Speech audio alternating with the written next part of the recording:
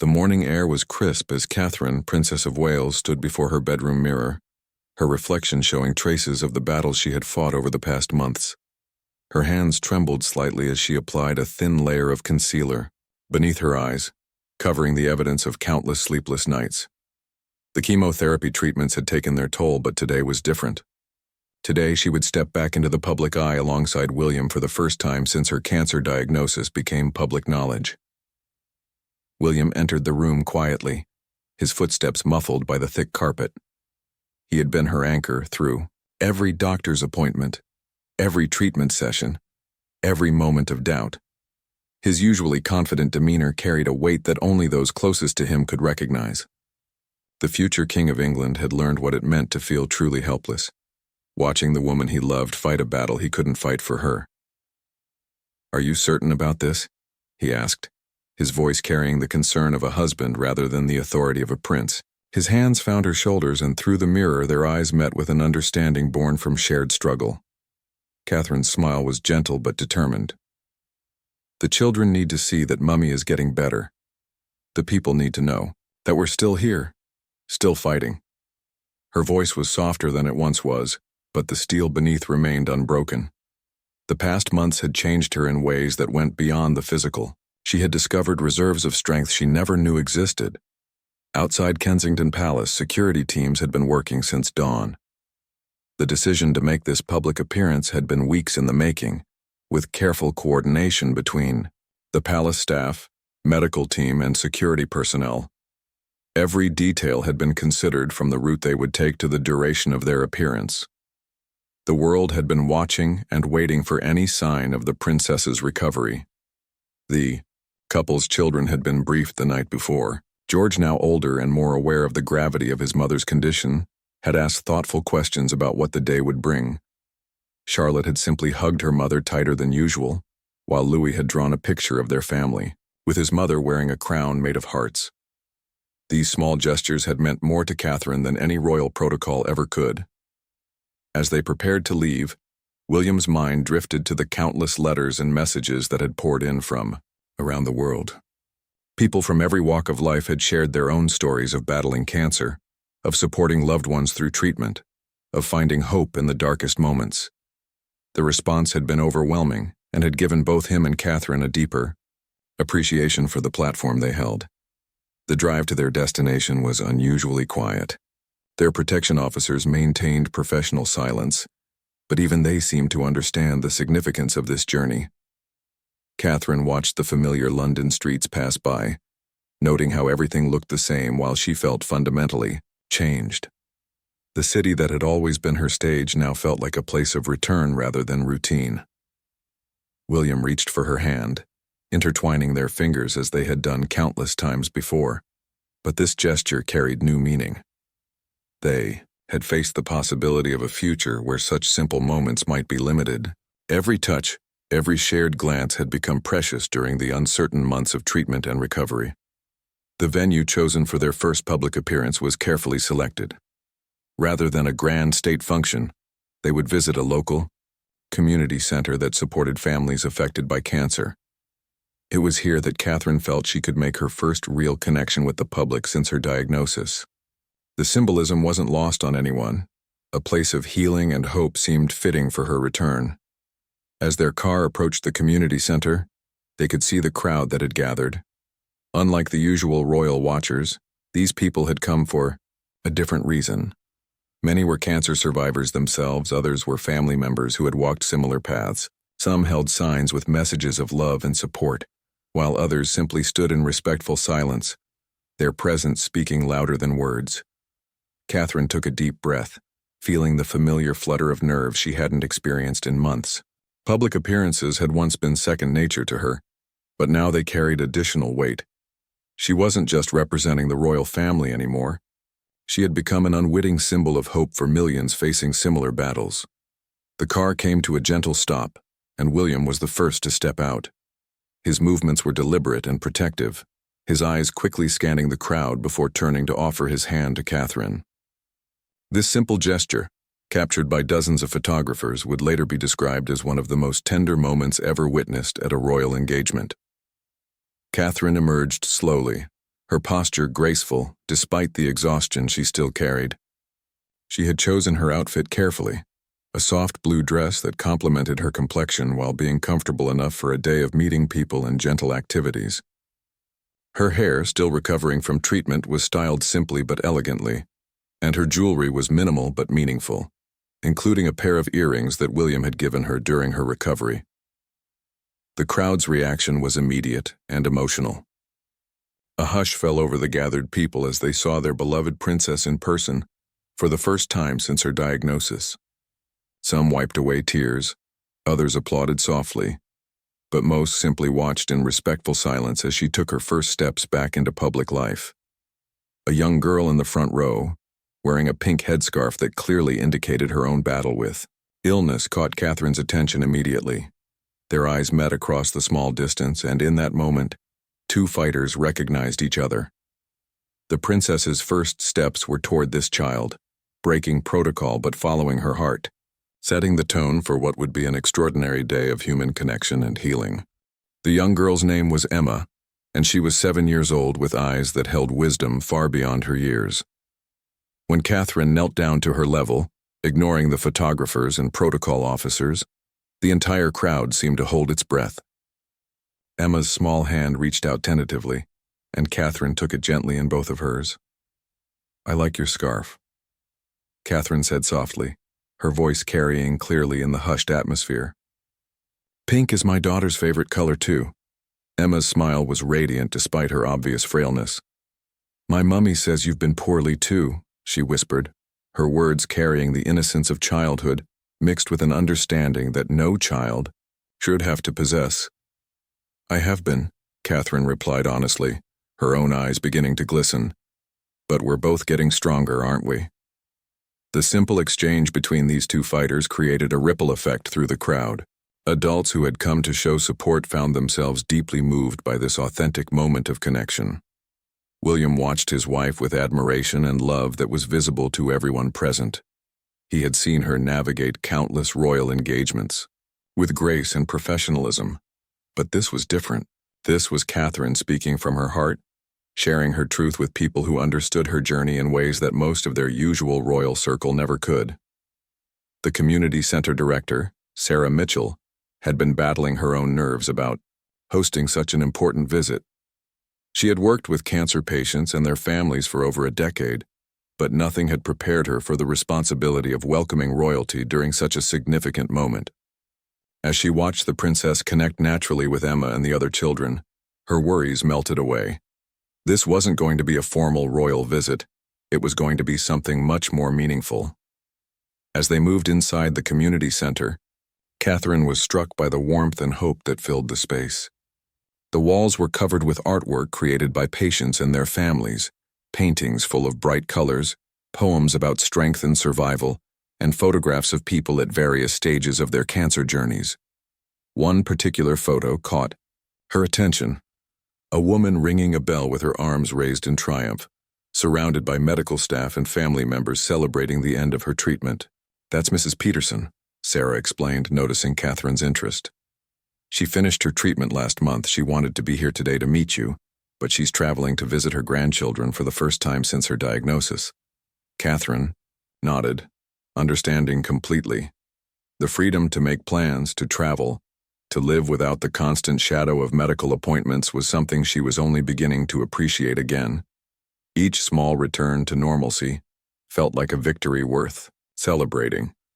In the main activity room, dozens of families had gathered. Some were currently undergoing treatment, others were in various stages of recovery, and many were supporters and volunteers. The atmosphere was unlike anything Catherine had experienced at previous royal engagements. There was an underlying current of shared experience that created instant bonds between strangers. William found himself in conversation with James, a father whose 8-year-old son had been diagnosed with leukemia the previous year. James spoke about the challenges of maintaining strength for his child while dealing with his own fears and helplessness. "The hardest part," James confided, "was feeling like I needed to be strong every moment, but sometimes I just wanted to break down." "You're describing exactly how I felt," William replied, his royal reserve giving way to genuine empathy. There were moments when I felt completely lost, not knowing how to help or what to say. This honest admission from the future king created an atmosphere where others felt safe to share their own struggles and fears. Meanwhile, Catherine had joined a craft activity where children and their siblings were decorating picture frames. The idea was simple but powerful. Each frame would hold a photo representing hope or a goal for the future. As Catherine worked alongside the children, her fingers still occasionally clumsy from treatment effects, she found herself relaxing in a way she hadn't experienced in months. 10-year-old Marcus, bald from his recent chemotherapy, was decorating his frame with stickers of astronauts and rockets. "I'm going to be an astronaut when I grow up," he announced confidently. "My doctor says that people who beat cancer are strong enough to do anything." Catherine smiled at his determination. "I think your doctor is absolutely right," she said, carefully placing a gold star sticker on her own frame. "What picture will you put in yours?" Marcus considered this seriously. "Maybe one of me ringing the bell when I finish treatment. My dad says we're going to have a big party." The simple faith in his voice, not if he finished treatment but when, was a reminder of the resilience that children possess naturally. As the afternoon progressed, Catherine participated in various activities designed to bring joy and normalcy to families dealing with cancer. She read stories to younger children, her voice soft but engaging as she brought characters to life. She listened to teenagers talk about their dreams and fears, their frustrations with missing school and social activities, and their determination to not let cancer define their entire existence. One particularly moving moment occurred when 15-year-old Jessica, who had lost her hair during treatment, removed her wig and showed Catherine the soft fuzz that was beginning to grow back. "It's coming back curly," Jessica said with a mixture of surprise and delight. It was straight before. Catherine touched her own hair gently. "Mine's different too, softer somehow. I think our hair has learned to be gentle with us." This simple observation created laughter and nods of recognition from other women in the room who had experienced similar changes. The activities were interspersed with quiet conversations where people shared their stories. Catherine listened with genuine interest and empathy, her royal training in active listening serving her well, but her personal experience adding depth to her understanding. She didn't offer platitudes or empty reassurances. Instead, she acknowledged the difficulty of their journeys while celebrating their strength and progress. As the day continued, it became clear that this wasn't just Catherine's return to public life. It was a celebration of survival, resilience, and the power of human connection in the face of adversity. The afternoon brought an unexpected turn when Catherine was invited to participate in the center's support group meeting.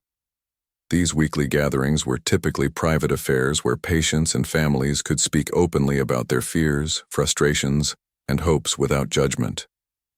The group facilitator, Dr. Helen Wright, had asked cautiously if the princess might be comfortable joining them, not as a royal patron, but as someone who shared their experience.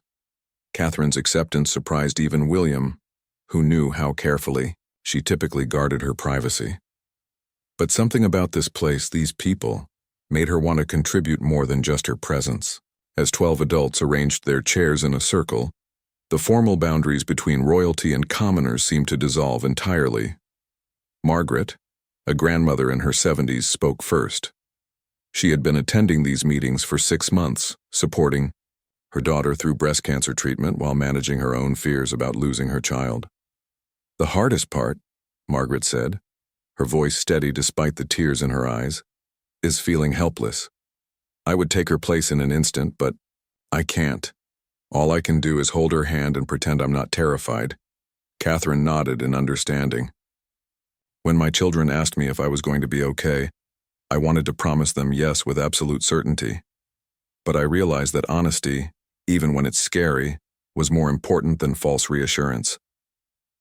Her words carried the weight of royal responsibility, mixed with maternal love. David, a construction worker whose wife had finished treatment 3 months earlier, shared his struggle with returning to normal life. "Everyone expects us to celebrate and move on," he said, his calloused hands gripping his coffee cup tightly. But the fear doesn't just disappear when treatment ends.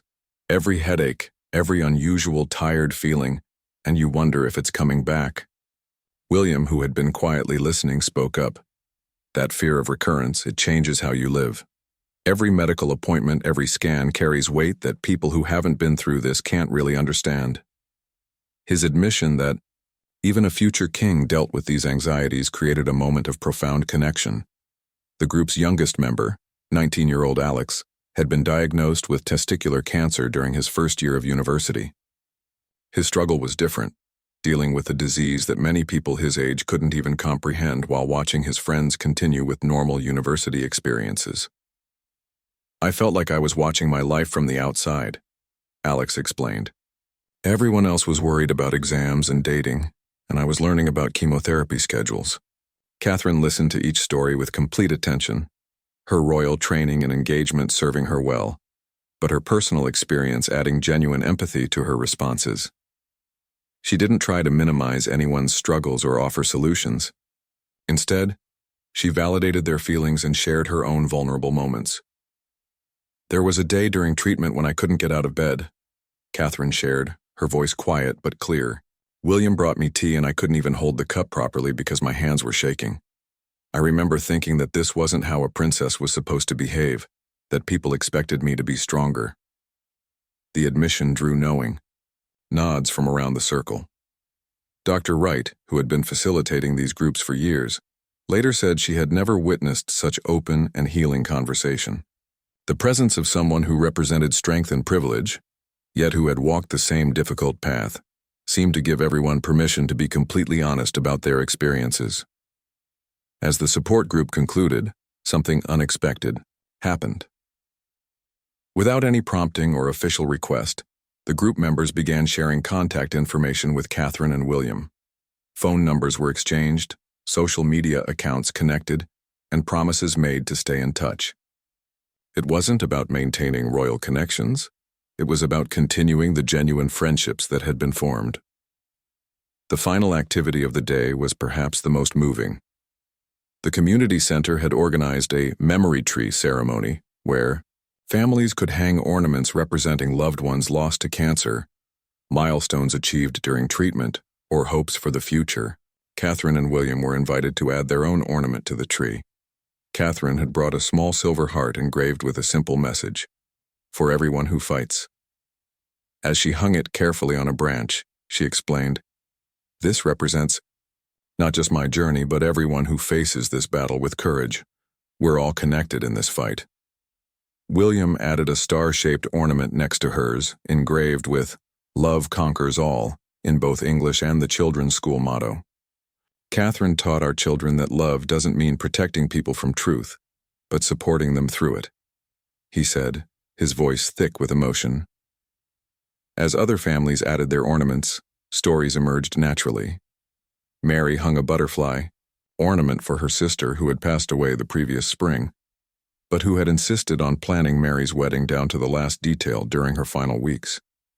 Tom, a teenager, added a football-shaped ornament representing his goal to try out for his school team after completing treatment. The tree, by the end of the ceremony, was covered with symbols of loss, hope, achievement, and dreams. It represented the complex reality of cancer, the grief and the gratitude, the endings and the new beginnings, the fear and the fierce determination to keep living.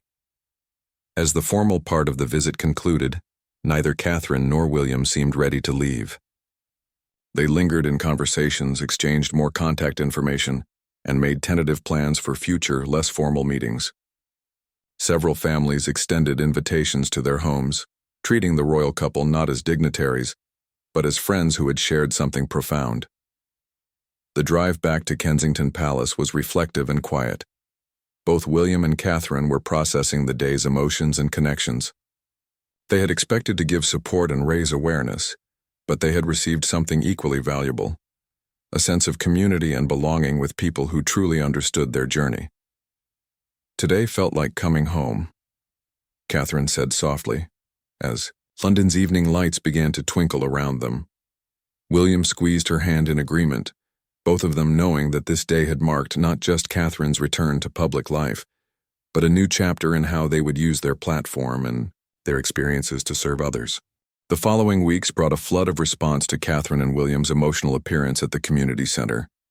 Letters arrived from around the world, not just the typical fan mail that royal families receive, but deeply personal messages from cancer survivors, family members, and medical professionals who had been moved by the genuine connections they witnessed.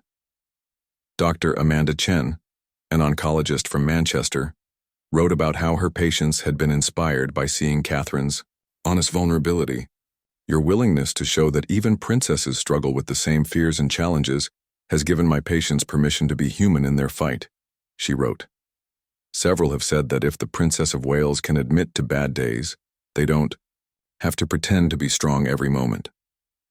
But it was a letter from 8-year-old Sophie that truly captured the impact of their visit. Sophie had been diagnosed with brain cancer 6 months earlier and had watched news coverage of Catherine's appearance with her parents. In her careful, childish handwriting, she wrote, "Dear Princess Catherine, my mummy cried when she saw you on TV, but they were happy tears. She said you looked beautiful and brave. I want to be brave like you when I grow up. My hair is growing back too, and it's curly now. Love, Sophie." Catherine read Sophie's letter 3 times before showing it to William. That evening, she wrote a personal response, including a photograph of herself with curly-haired Emma from the community center visit. This began what would become a regular correspondence between the princess and several of the children she had met, relationships that extended far beyond any official royal duty. The impact on Catherine herself was equally profound.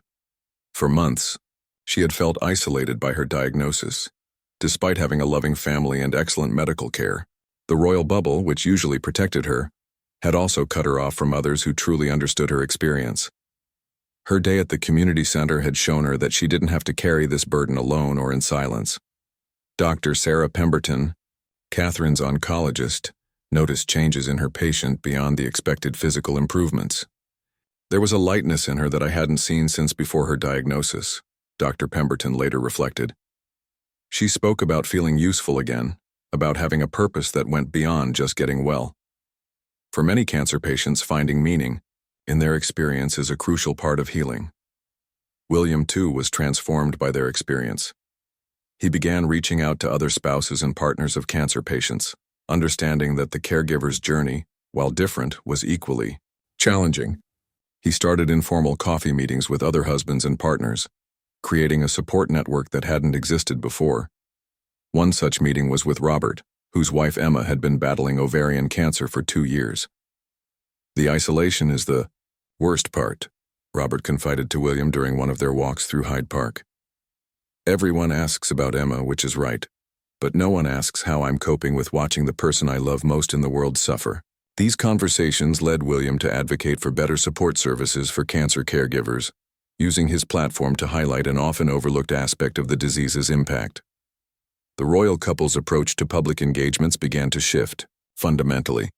Rather than maintaining the traditional distance between royalty and subjects, they sought out opportunities for genuine connection.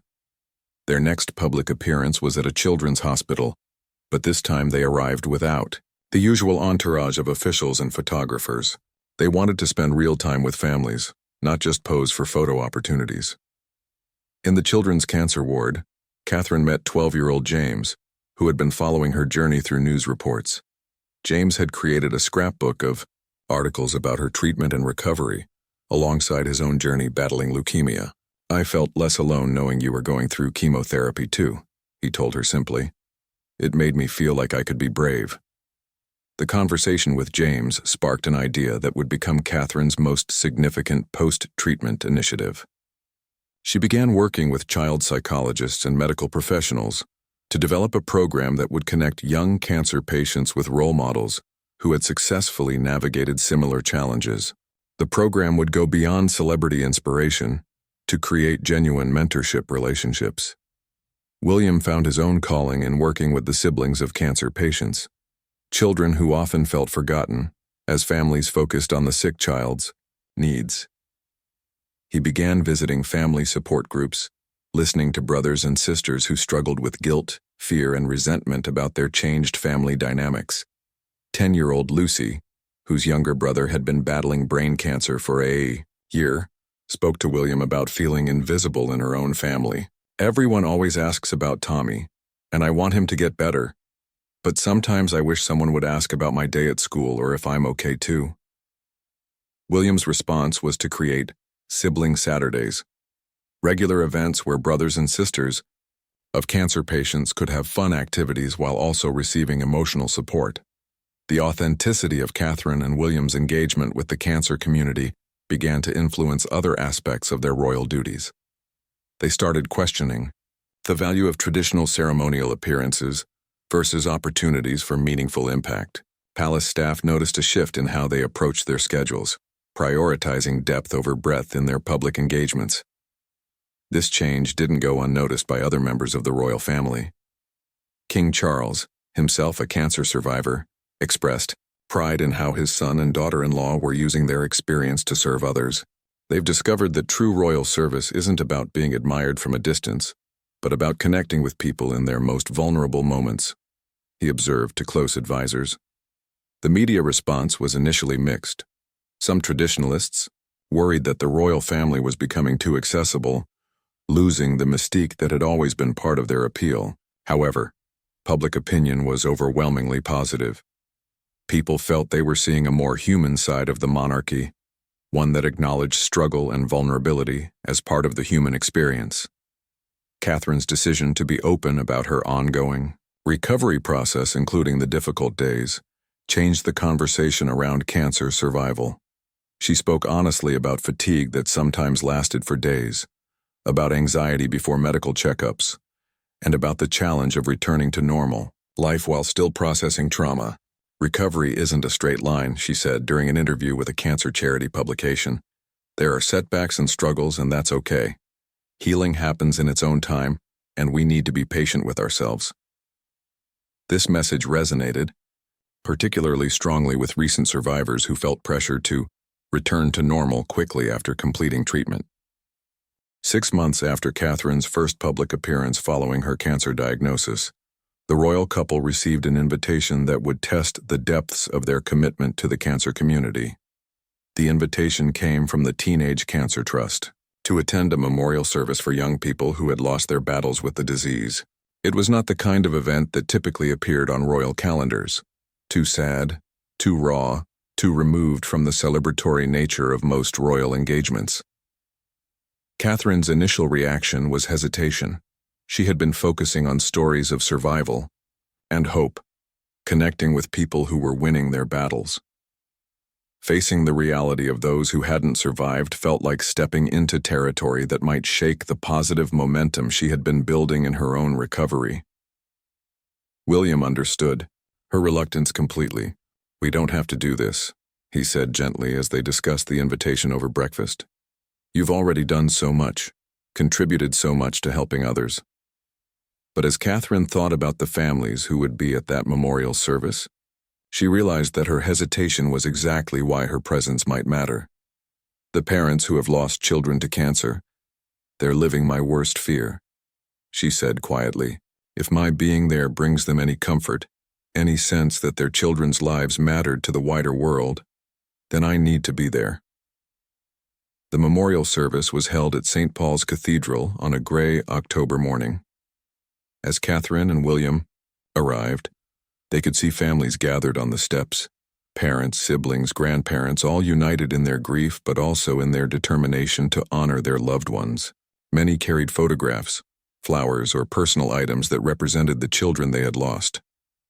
Inside the cathedral, the atmosphere was unlike anything Catherine had experienced.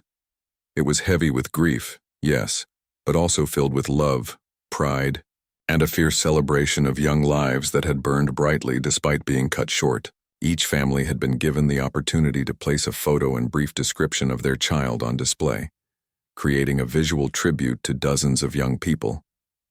Catherine found herself stopping at each display, reading the descriptions written by parents who had poured their hearts into a few sentences about their children. There was 15-year-old Marcus, described as a football fanatic who never lost his sense of humor, even during his hardest treatments. 12-year-old Sarah was remembered as an artist who painted rainbows on her hospital room walls and taught the nurses to draw flowers. One photo stopped Catherine in her tracks. It showed a young girl, perhaps 14, with a radiant smile despite being clearly in the midst of treatment. The description read, "Our Emma, who said she wanted to meet Princess Catherine someday because they were both fighters." Emma passed peacefully on March 15th, still believing that kindness could change the world. William found Catherine standing motionless in front of Emma's photo, tears streaming down her face. He didn't say anything, simply stood beside her, his own eyes filling as he read about this young girl who had seen Catherine as an inspiration she would never get to meet. The service itself was both heartbreaking and uplifting. Parents spoke about their children with voices that carried grief but also immense pride. They shared stories of courage, humor, and love that had sustained families through impossible circumstances. Each story revealed young people who had faced their mortality with wisdom and grace that many adults never achieve. When the service concluded, Catherine and William didn't immediately leave as protocol usually dictated. Instead, they remained to speak with families, offering not royal condolences but genuine human empathy. These weren't formal receiving lines or brief handshakes. These were real conversations between people who understood loss and fear. Margaret Thompson, who had lost her 16-year-old son Daniel 2 years earlier, spoke with Catherine about the strange comfort of meeting someone who had faced the same disease her son had battled. "Knowing that you survived what took Daniel, it doesn't ease the pain, but it makes me feel like part of him lives on in everyone who beats this disease," Margaret said. Catherine's response was immediate and heartfelt. "Daniel's courage, his fight, it's part of what gives me strength to keep speaking about this, to keep trying to help other families. He matters, and his battle matters."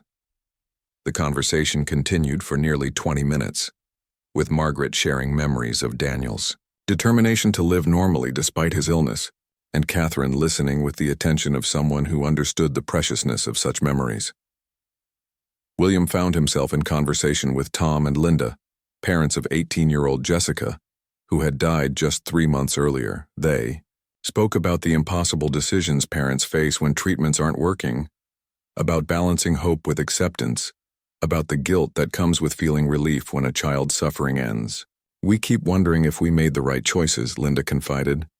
"Should we have tried one more treatment? Should we have brought her home sooner?" These were questions that William recognized from his own darkest moments during Catherine's treatment. The endless second-guessing that comes with loving someone who is fighting for their life. "You loved her perfectly," William replied, his voice thick with emotion. "Every decision you made came from love. That's what matters." That's what she knew. His words came not from royal training in offering comfort, but from his own experience of fearing he might face similar impossible choices. As the afternoon wore on, Catherine and William realized they weren't just attending a memorial service. They were becoming part of a community of people forever changed by cancer. The bereaved families weren't looking to them as distant royalty offering sympathy. They were embracing them as fellow travelers on a journey no one would choose but many must walk. The impact of this experience extended far beyond that single day. Catherine began corresponding regularly with several of the families, remembering anniversaries and birthdays of children she had never met but whose stories had become part of her heart. She started wearing a small pin with Emma's initials during public appearances, a private tribute to the girl who had wanted to meet her. William established a fund specifically to support families during the final stages of a child's battle with cancer, recognizing that the financial burden of travel, accommodation, and lost work income during end-of-life care was an additional cruelty these families didn't deserve to face. The royal couple's willingness to engage with the most difficult aspects of cancer's impact, not just the success stories, but also the losses, deepened their credibility and effectiveness as advocates. They were no longer seen as celebrities lending their names to a cause, but as genuine allies who understood both the hope and the heartbreak that cancer brings to families. Their approach to royal service was fundamentally changed by these experiences. They began to understand that true service meant being present not just for celebrations and achievements, but for grief, struggle, and loss as well. 1 year after Catherine's diagnosis became public, the royal couple stood together on the balcony of Buckingham Palace during the annual celebration of the monarchy. The crowds below cheered enthusiastically, but for Catherine, the moment held deeper meaning than any previous royal appearance. She wore a simple yellow dress, the color of hope, and a brooch that had belonged to her grandmother, who had also battled cancer decades earlier. The year had transformed both Catherine and William in ways they could never have anticipated. What had begun as a personal health crisis had evolved into a new understanding of their role as public figures and their responsibility to use their platform for genuine service. They had discovered that vulnerability, rather than weakening their position, had actually strengthened their connection with the people they served. As they waved to the crowds, Catherine thought about the letter she had received that morning. From Sophie, the 8-year-old who had first written to her months earlier. Sophie's latest update was triumphant. She had finished her treatment and was returning to school. Her curly hair had grown past her shoulders, and she had been chosen to ring the bell at her hospital to celebrate her recovery. "I thought of you when I rang the bell," Sophie had written in her careful script. "Thank you for showing me that princesses can be brave and scared at the same time." William's thoughts drifted to the conversation he'd had the previous week with Robert, the husband whose wife Emma had been battling ovarian cancer. Emma had received news that her latest scans showed no evidence of disease, words that Robert described as more precious than any royal title. Their journey wasn't over, as Catherine well knew, but these moments of hope and progress were worth celebrating fully. The traditional balcony appearance was followed by a reception inside the palace, but this year's guest list was different. Among the usual dignitaries and officials were dozens of families the royal couple had met through their cancer advocacy work. Children who had completed treatment played in the palace gardens while their parents shared stories and support with each other. Emma, the young girl Catherine had first met outside the community center a year ago, was among the guests. Her pink headscarf had been replaced by a full head of hair, adorned with a princess tiara, a gift from Charlotte, Catherine, and William's daughter, who had insisted that all the young guests should have crowns to wear at the palace. The sight of these children, healthy and laughing in the palace gardens, represented everything Catherine had hoped to achieve through her openness about her own journey. They weren't just surviving cancer, they were thriving beyond it, carrying with them the knowledge that they could overcome extraordinary challenges. Dr. Sarah Pemberton, Catherine's oncologist, had been invited to the reception in recognition of her role not just in Catherine's treatment, but in supporting the broader initiatives that had grown from the royal couple's experience. She observed the interactions between Catherine and the families with professional satisfaction. "What Catherine has achieved goes far beyond her own recovery," Dr. Pemberton reflected to a colleague. "She's created a community of support that will outlast any individual treatment or cure." The afternoon brought an unexpected moment that would be remembered by everyone present. Margaret Thompson, who had lost her son Daniel 2 years earlier, approached Catherine with a small, wrapped package. Inside was a bracelet that Daniel had made during his treatment, beaded with colors that represented different aspects of his journey. Blue for hope, red for courage, green for the future he believed in, even when facing an uncertain prognosis. "Daniel would have wanted you to have this," Margaret said, her voice steady despite the emotion in her eyes. "He believed that people who survive carry a piece of everyone who doesn't make it. This way, he's still part of the fight." Catherine accepted the bracelet with tears in her eyes, immediately putting it on her wrist where it joined the simple medical alert bracelet she still wore as a reminder of her own journey. "I'll wear it always," she promised Margaret, and those who knew Catherine understood that this wasn't a polite royal gesture. It was a sacred commitment between two women united by their experience with cancer's impact. The reception continued, with presentations from various cancer charities that had benefited from the royal couple's advocacy. The numbers were impressive. Millions of pounds raised, thousands of families supported, dozens of new programs launched. But Catherine was most moved by the personal stories that accompanied these statistics. Dr. Helen Wright, who had facilitated the support group Catherine had joined months earlier, presented updates on the participants Catherine remembered so well. David, the construction worker who had struggled with his wife's recovery, had become a peer counselor helping other partners navigate their fears. Alex, the university student who had felt isolated by his diagnosis, had started a support network for young adults facing cancer while trying to maintain their education and career goals. Perhaps most significantly, several of the families Catherine and William had met had begun supporting each other independently of any formal program. Phone calls, visits, shared childcare, and emotional support had created a network that functioned naturally and sustainably. This organic community building represented exactly what Catherine had hoped to achieve. Not dependence on royal patronage, but empowerment of people to support each other. As the evening approached, Catherine found herself in the palace gardens with a group of children who had become special friends over the past year. They weren't talking about cancer or treatment or recovery. They were simply being children, planning adventures and sharing dreams that extended far beyond their medical histories. James, the boy who had created the scrapbook documenting Catherine's journey alongside his own, had brought his latest creation, a photo album of all the families they had met through their shared experience. "We're like a really big family now," he observed, with the clarity that children often possess. "Not because we all got sick, but because we all decided to help each other get better."